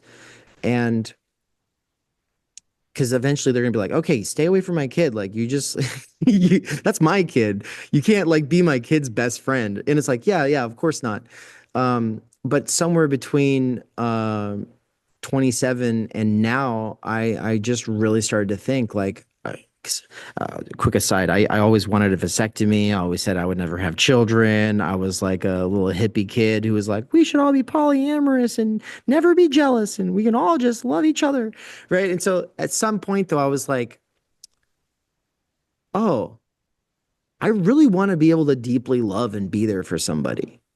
Right. And so to me, that's what the farm's about, is like, I don't want to raise those kids inside of a plastic oven. You know, it's just like disgusting. Like the conditions that most people live in are filthy. I mean, they look pristine, but they're actually disgusting. And I know that that's good soil to like run around on with bare feet. I know that that's fresh air, and I know that that their immune systems will be exposed to millions of microorganisms, and that they will be that their unconscious will not be this institutionalized incentive structure that comes out of this factory farm schooling system, right? Like that alone is enough of a reason. I don't need bigger reasons, but there are also a lot of bigger reasons that we could get into that I think are special. But the only one I'll focus on for now is just to say, like, the idea of being a lifelong learner is something that I get a lot of mileage out of. I always wish that I could go back and do all of my school all over again, because when I was homeschooled, but my mom, she doesn't have like the heart or mindset of a teacher. She's a pioneer woman and she's a beast. She's hardcore, but she's not like a teacher. You know, like, that's not her thing. That never was.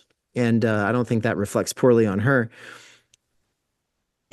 But there was no teacher in the house. And so, you know, she could get us only so far, right? And so I didn't learn to read until I was 12, you know?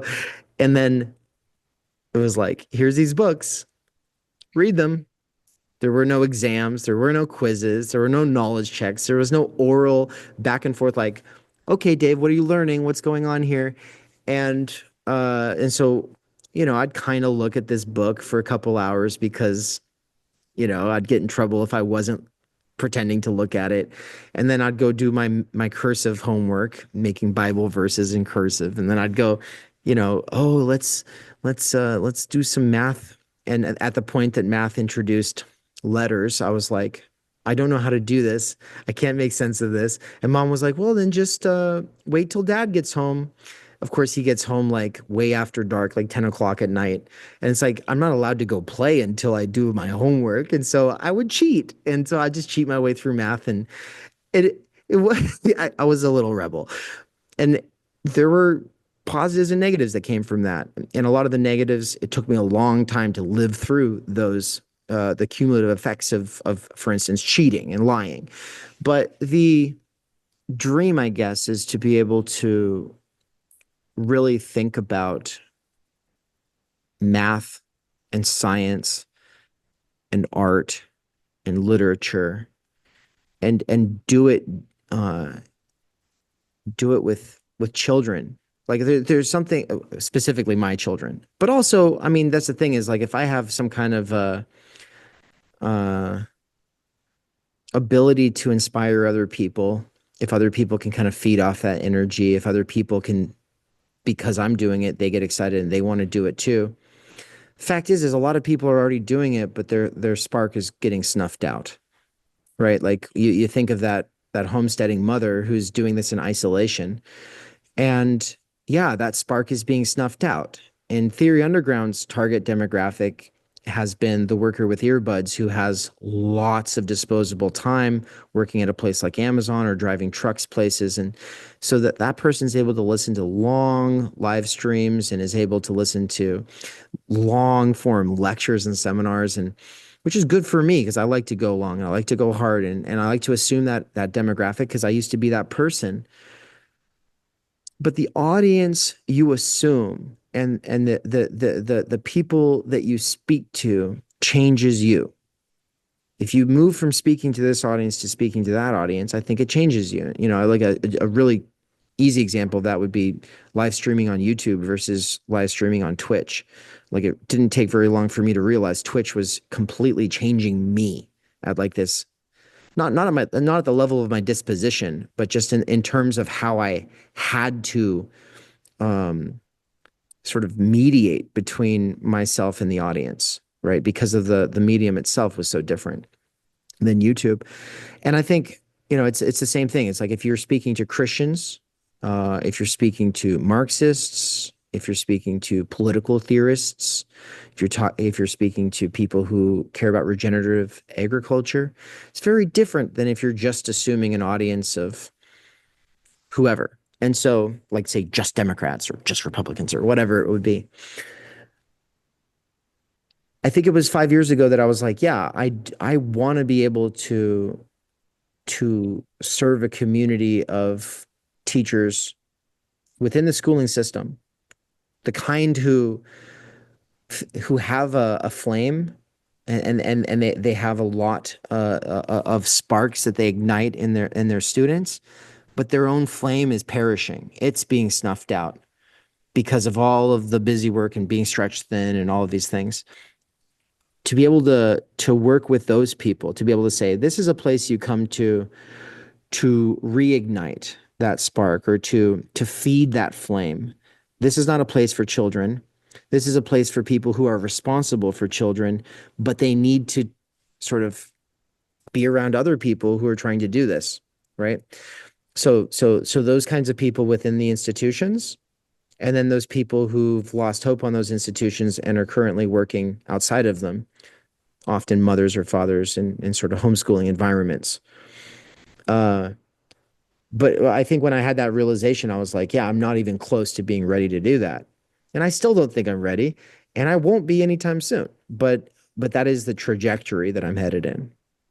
Well, and I guess to get to my main provocative question, because I'd been listening to a decent amount of you getting really ready for the Benjamin Studebaker thing, and then listening to you talk with Laurie, you know, I'd seen you like berate your audience, which I like that specifically the Cretans in the chat or whatever.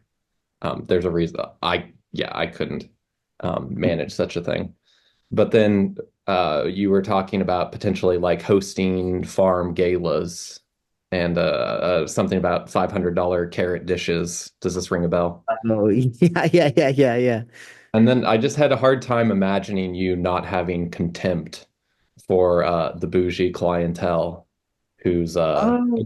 basically supporting the farm. And I say this, I've been in a very similar adjacent track insofar as like I've been doing the farming for like a decade. I've kind of stepped away and turned into a contractor as I've gotten burned out and only lost money doing farming.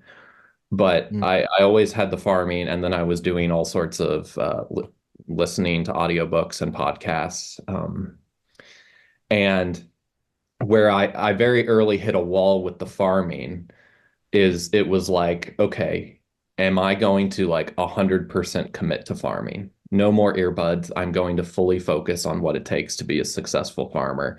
I'm going to have to pretend I give a shit about showing up early to a farmer's market and chit-chatting, and I'm going to have to become like a good accountant, and I'm going to have to, in all sorts of ways, my drive would have to overcome me being in farming because I believed in sort of the vision and the politics and the ecology, not because I believed in all of the dirty details of what it took to be a farmer.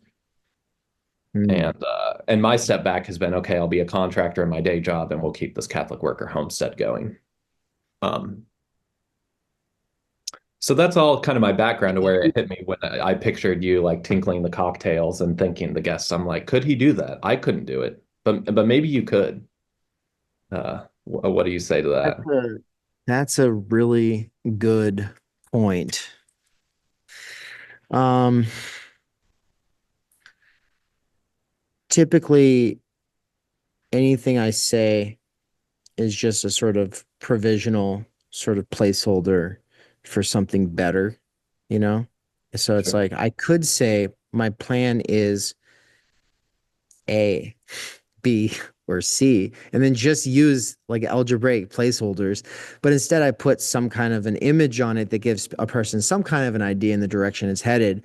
But in reality, the moment I actually try it, I'm going to realize a whole bunch of things and then change up how I'm doing it. And so, the Early Risers Breakfast Club that I'm doing in Boise, Idaho, is an example of that. I'm experimenting with trying to work with a different kind of demographic than what I'm usually working with. Not because I want to stop working with the people that I'm working with, but because I do want to work with people who aren't like, oh my God, $50 is a lot of money.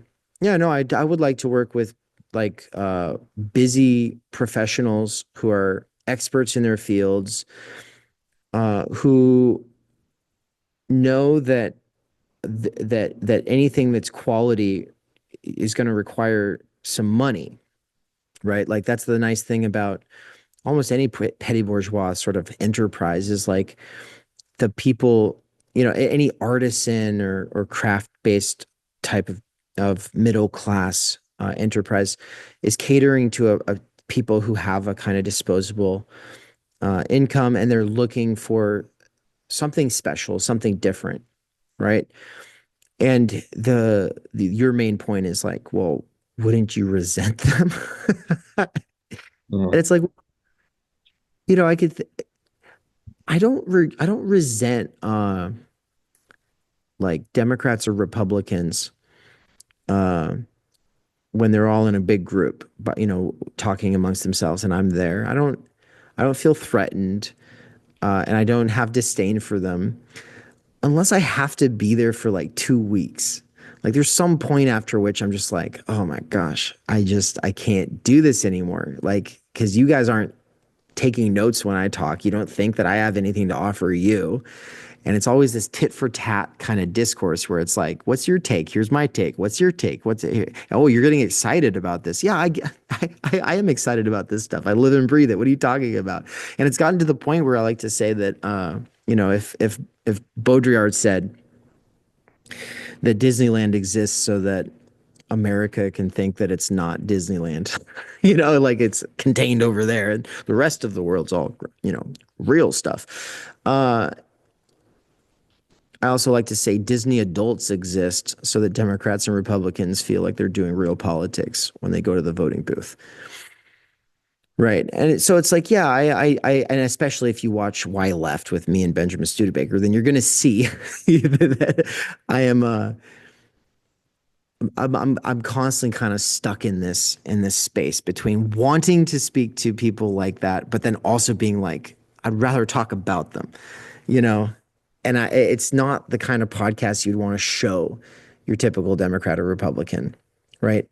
Really, we're talking about normies. We're talking about, and of course, I define normie in a slightly different way than how a lot of people do, which is just anybody who's not into the niche stuff I'm into, right? So, like, from a certain standpoint, you would both be normies to me regarding X, Y, or Z things, but you're obviously not when it comes to certain theoretical things or the regenerative agriculture. But yeah, we all inhabit niches now, and everybody outside of your niches is normies. And the problem with theory, especially critical theory, especially leftism, is this: it is a niche. All of the niches are boutique consumer demographics. But this niche is the niche whose identity is negating all of the other niches, right? It's the one who's like, oh, you like football. Oh, you like wrestling. Oh, you like guns. Oh, you like, just go down the line. It's like, it's like the little boutique consumer demographic that has a reputation with all of the other ones of being against them all, right? Even though, of course, you'll get like these little social justice insurgencies into these other niches, and then the fandoms will have their little flame wars.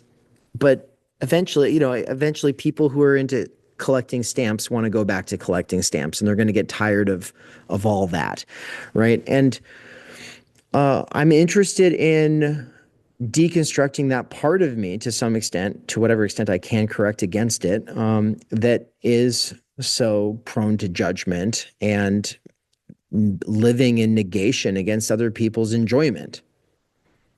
I genuinely don't want to be that way. But also, to some extent, I should be able to vent about the situation as I see it. I don't know. It's a hard place to be in.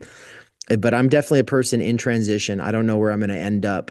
But what I'm doing with the tours this year, what I'm doing with the early risers breakfast clubs as part of the ground game this year, what I'm talking about with like these special dinners, it's not just about catering to say wealthy people or something like that. It's humans across the board are hungry for inspiration and what Marx called spiritual nourishment. That's people want it. And if I as an educator am incapable of speaking outside of the niches where I feel most comfortable, then what am I really doing? No, and it's a question I ask myself a lot too, because I guess, and maybe too up front, and again, you were doing the interviews with Benjamin Studebaker, and there's all this talk about the way being shut, and we're all post class and fractured, and then I guess to me where it was just to me there's a general vibe of like sort of exhaustion, our possibilities are foreclosed, and then I've lived that out with farming, and then you're like, oh, but the farming will work out. I'm like, well, even by your own theory, it's not obvious that that would happen. And then I've lived it out. Again, I don't know. This feels almost like a gotcha question, and I'm putting you on the spot. I'm really just trying to have a conversation about yeah, I don't know. Again, what do you beyond the contempt too? So there's that question, and then there's just to me what I've lived out is like the burnout of it too. Like forget about your issues, my issues with the clientele. It's just the rigors of managing the farm, and then if imagining you managing a farm and running Theory Underground and whatever, it just made me tired thinking about it. So Everything I do makes people tired. I promise you that. Like there are people who get activated and inspired. But also as soon as people start to process like all of the things that I have to do or juggle, they do go a little crazy. And often like they'll start coming at me with like the motherly advice and, are you getting sleep? And, you know, uh, hey, have you tried this? And what if you did that? Because it's, I mean, I'm doing like 20 full-time jobs right now, and I'm juggling them all. And what that means is that I'm constantly failing on like 15 of them while I'm barely getting by on the other ones. But that's because I productively procrastinate in some way that I think can be harnessed. And I think that, there is an actual um, future that needs to be pioneered by ADHD people who refuse to medicate. But I think that ADHD people who refuse to medicate can experiment with new learning styles, new teaching styles, new ways of getting things done, new ways of being generalist specialists. And like there's a real future uh, that needs to be pioneered when it comes to that stuff. And I feel like there's a way of writing my story. It's very oversimplistic and it's a fictional account, but it just says like Dave was going to be put on Ritalin, so his parents took him to North Idaho and raised him out in the woods and kept him safe from all that so that he could like maintain his little flame of inspiration that's never gone away, right? And the fact is I'm surrounded by people who are like these lackluster sort of castrated boys who live with their girlfriends for 10 years and they talk about maybe getting a cat someday and they're just roommates and they play video games, and it's like and they're on Ritalin or whatever the people are on now, and it's just like, oh cool, you got your lifetime subscription to Big Pharma and you've also got your lifetime subscription to your talk therapist and you can all sit around in the coffee shops and talk about how woke you are with your polyamory and how the representation in your video games, right? Like that would have been me, is what I'm saying. And I hated growing up out there. because I was bored a lot of the time. But also, you know what boredom does? It teaches you how to make things interesting, you know? But as far as the day to day and the chores, I love working with my hands while I listen to things. Now you're saying, can I take the earbuds out and actually focus on the day to day? I'm planning on doing a year-long sabbatical in 2026, where the goal is really just to play a musical instrument and focus on the farm, right? Like, will writing come out of it? I'm gonna try to say no as hard as possible, you know. And of course, that means I'll probably end up doing something, but for all practical purposes, I will not be teaching online or at the university, and I will be focusing on the operation. But with that said, Anne is the one who cares the most about harvest. That's my wife. She cares the most about harvest and the meals. And my mom, she cares the most about planting. So my mom's like always had this fatal flaw of she loves to plant and she loves to grow and she loves to start things, but she's not very good at finishing them. She's not very good at harvesting stuff. And so it's like, you know, my dad would complain like, we're eating chips and lettuce that was bought at the store, but we've got lettuce out in the hoop house that's like wilting, you know, like that kind of thing. I've lived it. Yeah, I get it. Yeah. I hope this never gets back to my parents, but also mom, I think she'll probably think that's funny. But no, Anne is the person who is heartbroken when the lettuce wilts and she loses sleep over it and she really wants to prioritize using things and using them well. And so, I mean, my hope is that we can find a good working relationship between my mom and my wife. Like that, you know, that if one's really like all about the planting and the other one's really all about the harvesting, and I can support and then I can be the grunt sort of labor force. And of course, I could work with interns. You know, we could bring on a couple interns and I could be out there working with them. Totally. Uh, the idea of doing it without earbuds, I don't know, like if I'm in a state of sabbatical, maybe, but also I think there's no greater joy than working with earbuds. Like it's genuinely awesome. I mean, I want to write a book called Working with Earbuds, you know. It's like it's I mean, I'm about as passionate about working with earbuds as I am about anything else. Like I think it's just one of the coolest things ever that I got to listen to all of Discipline and Punish during 2 days of working at Amazon back in 2022.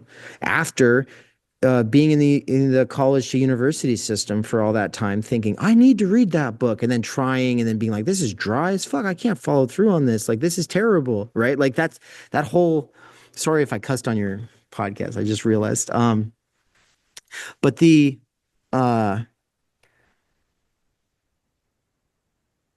the listening is never as good as the reading.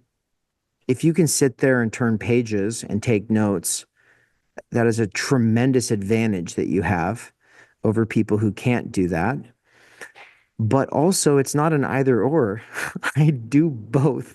And the thing is like you don't have to read all of Discipline and Punish. It's a very dry book with just a lot of like seemingly unrelated facts. It's like it takes him a long time to lay out what he's trying to lay out.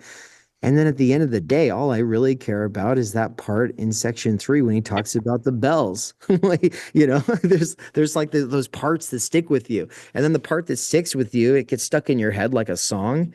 What do you do when this song gets stuck in your head? You can't finish the words, you can't even finish the tune, but you can't stop thinking about it. So you go and you search out the song and you listen to it. And that's exactly how it works when you're listening. You probably know this as well. And you go and you track down the part that you were thinking of to remind yourself what's really going on there, to check your assumption about what's going, because you get some kind of an impression of what the author's talking about, but it's a cursory skimming impression. It's never, ever, ever as good as actually reading. And so I don't want to ever say that like, oh, we won't read in the future. We'll just be listening. No, but I think that you don't have to sit there all day and stare at a book. You can listen to it like you're skimming it, and you can let your mind wander and come back. It's okay. You don't have to get it all at once. There's not an exam. Like if you're just doing it because you're interested in it and then your mind is not interested in it for a little while, well, just do what's interesting, you know? And then if something from that book actually proves interesting, then you can always go look at what was interesting later. But like for me, that's really helped short circuit the giant stacks of books that I always feel like, oh, I gotta read those, you know? It works for everything except for Das Kapital to bring it back around, right? Because that stack, there's that shadow cast over me, right? I listening to those just doesn't work the same as some of these other books. Like these ones are great.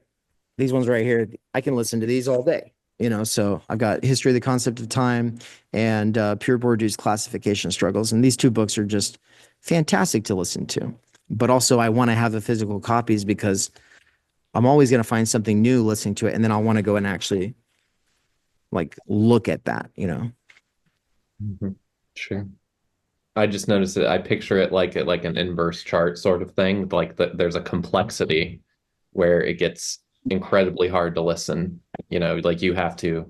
I guess I tend to think about it because it's like when the audio is just coming at you, it's like a wave. Whereas in the book, you're like kind of in control of every word you read. And then when I made the jump from being a worker on a farm to a manager, it was like a whole nother level of thought I had to put into it. And that's when I really became conscious of like, oh, okay, so I can listen to like Unsettling of America, but anything more complicated than this, I can't do the work I'm doing and listen to it. And then annoying customers get really annoying because it's like, I'm not listening to things and I have to deal with you. I've got to be sober. I don't think so, you know? Yeah, I got to deal with you sober? No way. Yeah. You're talking to a guy who never drinks, so I'm in like figure sober. just in case anybody was like, Without my intellectual pacifier, you know? there you go. Okay. That was useful, Laurie, because my instant impression was like, oh, he's drinking out there the whole Yeah, time. yeah, that'd make it fun. Yeah. Like, the work's too hard to do while drinking. So I think I'm going to be a manager now and I can do that well. Yeah. No, but what you're saying is that they don't get through the sober filter. Like there are people who they're basically intolerable unless you are drinking. And then if you were to look a little deeper, they're surrounded by people in their lives. In fact, their only social network is people who are drinking, right? Like outside of work, it's like all their people are, oh yeah, I love you. Yeah, you love me because you're drinking. You know? Sure. And we're all just living in this fantasy land together. Yeah, yeah, yeah. That's why I quit. we should head out pretty soon. But I just had like a factual question. I was just curious, like how big is the farm that you're going to be going to working on? It's 5 acres. Okay. Okay. Not very. That's The property is actually 10 acres, but the part of it that is a farm is 5. The rest of it's woods. okay. Cool. You can do something with 5 acres. Yeah. You can do a lot Yeah, apparently. you can. My mom's got so many hoop houses there now. My dad, it's kind of like my mom's just like she just tells him what to do and he does it, and that's kind of what I'm looking to do too. Like that's part of why I think I can be a good laborer because I do enjoy just doing things. And it's like, put it on the whiteboard, I'll go do it. You know, I'm not a good manager, so my heart goes out to you. But that's like the work. I mean, I would rather do everything myself than have to manage other people. I would agree. Which Yeah, that's hard. which is bad if you're trying to grow into some kind of a big operation, obviously. But it Yep. sounds like you have like a team there, at least gelling. So, Really? you guys are going to be on tour, right? And you're coming through Kansas City in March, right? Yeah, yeah. You know, I should probably, I've obviously plugged my own book, but I would be remiss to not plug Mikey's book, which will be out by the time we're on tour. And Time Energy is actually in its title. It's called Capital versus Time Energy, a Zizekian critique of Nick Land. Wow.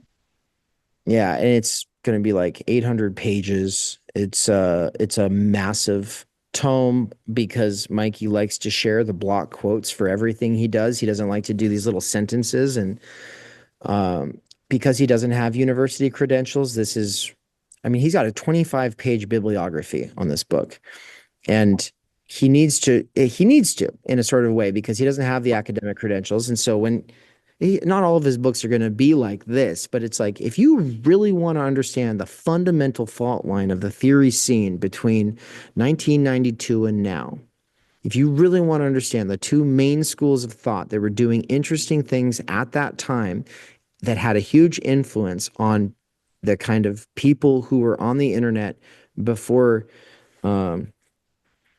most of us got on it, then you'll want to learn about the CCRU and the Ljubljana School, right? And that's basically Nick Land and Slavoj Žižek, respectively.